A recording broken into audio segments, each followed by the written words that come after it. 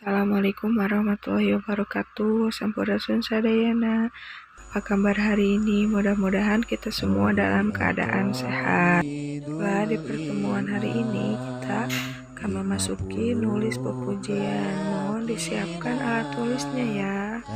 Nah, sebelum menulis ke pepujian, kita masuk dulu ke tujuan. Apa itu tujuan dari pepujian? Satu, ada muji ka Allah jeung Rasulna, artinya kita memuji kepada Allah dan Rasulnya.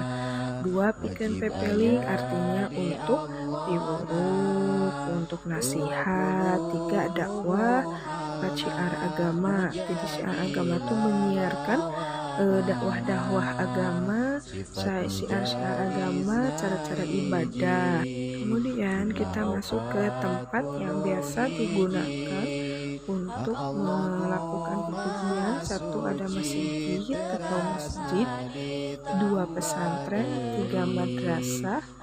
Dan alhamdulillah sekarang kita sudah mulai di madrasah atau sekolah sana ya. Nah, tadi kan kita sudah masuk ke tempat dan tujuan. Sekarang ada tugas, silahkan dicatat di buku catatannya. Jika sudah, langsung foto dan di voice note dikirim japri. Silahkan buat pepujian bebas menggunakan bahasa Sunda.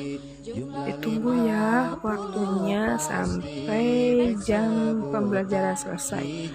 Hatur nuhun. Wassalamualaikum.